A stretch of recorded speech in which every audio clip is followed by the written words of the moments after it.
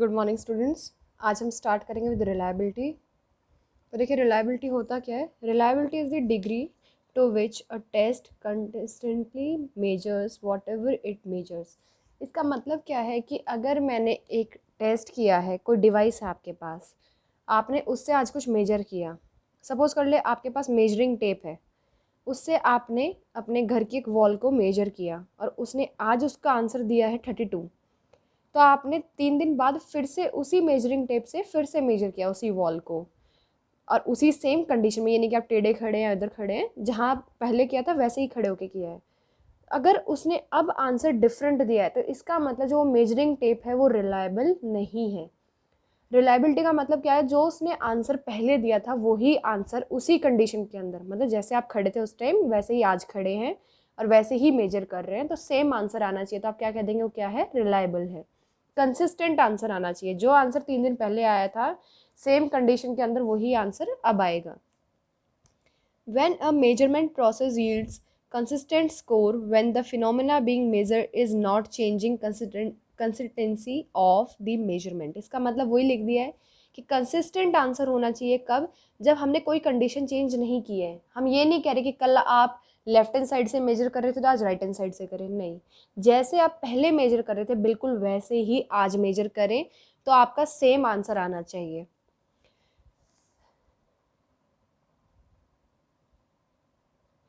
Reliability is the extent to which an experiment या फिर कोई टेस्ट हो और any measuring procedure shows the same result on repeat trials. अगर हम बार बार वही टेस्ट करें तो बार बार हमें सेम ही आंसर मिले, ऐसा ना हो कि आज आंसर कुछ मिल रहा है कल हमें आंसर कुछ और मिले। तो एक मशीन ए है, मैंने इससे आज कुछ काम किया है और इस कंडीशन के अंदर किया है, तो अगर इसने आज जो रिजल्ट दिया है तो 3 दिन बाद भी अगर मैं इसी कंडीशन के अंदर दोबारा मशीन ए को यूज़ करती हूँ तो आंसर वही आना चाहिए जो पहले आया था।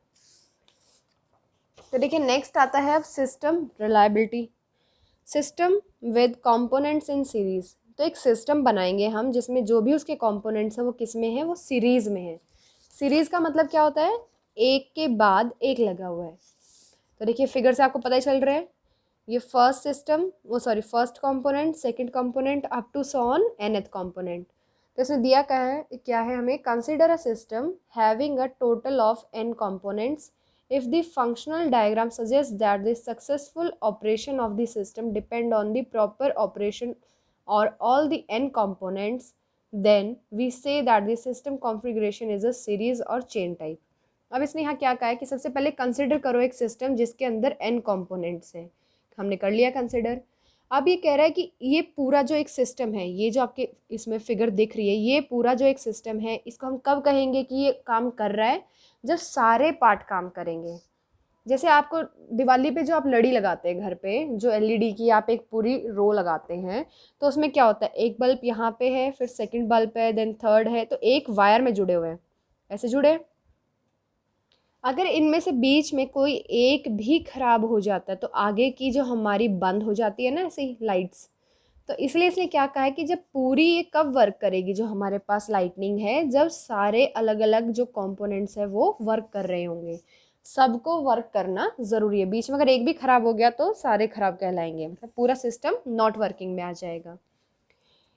जो यहाँ पे हमने इंफॉर्मेशन दी है वो आउट तक कब पहुँचेगी, यहाँ से चली, पहले फर्स्ट काम कर रहा होगा तो फर्स्ट के बाद कहाँ जाएगी, सेकंड पे, सेकंड के बाद थर्ड पे, थर्ड के बाद nth पे, nth के बाद आउट पे। तो इसे नीचे यही लिख दिया, the information at the in and will reach the out and only if all the n components function satisfactorily। क्या होगा इसमें कि जब सारे ही काम कर रहे होंगे तो यहाँ से हमने जो भेजा है वो यहाँ तक पहुँचेगा जब ये सारे ढंग से काम कर रहे होंगे। हम बहुत सारे जो कॉम्प्लेक्स सिस्टम हैं उनको रिड्यूस कर सकते हैं, सिंपल स्ट्रक्चर में इसी में बना सकते हैं।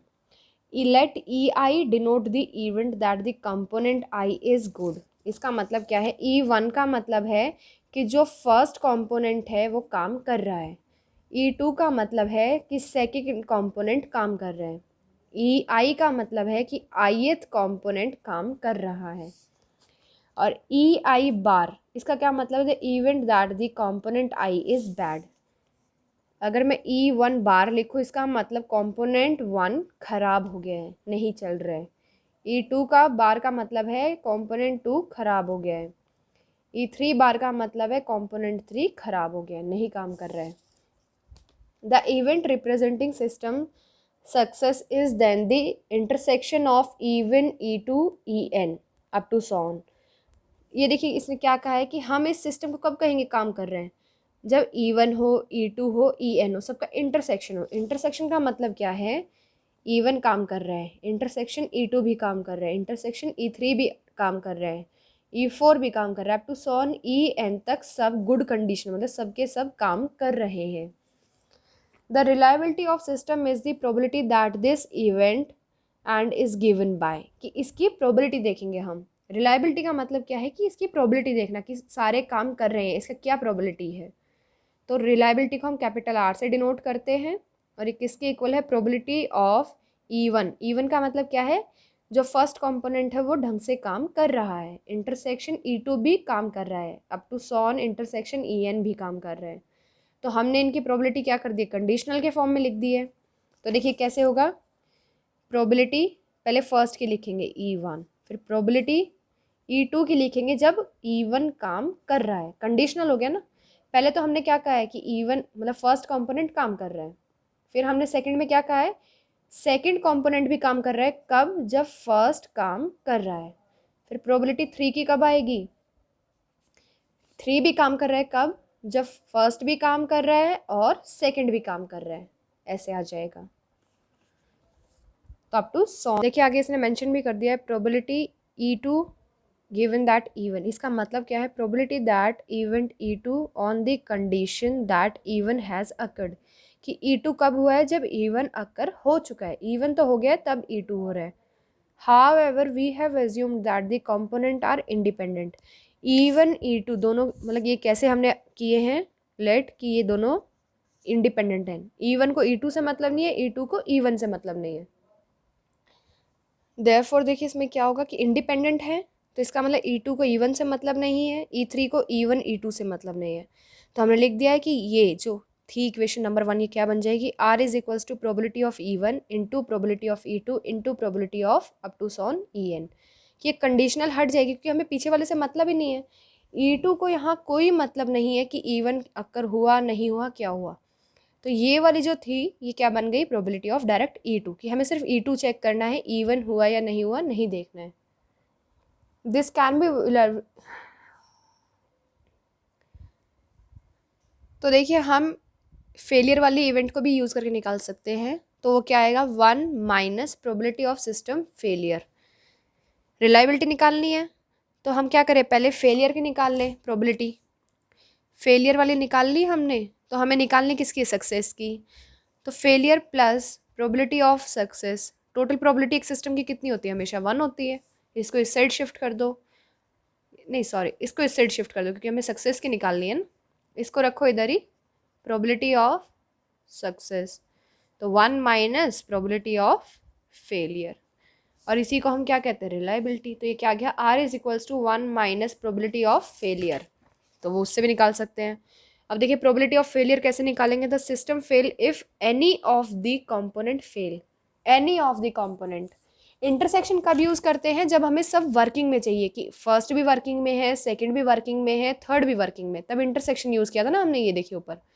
और जब हम कहते हैं कि कोई भी एक फेल हो जाए तो पूरा सिस्टम फेल है, तो कोई भी एक का मतलब ईदर E1 और E2 और E3।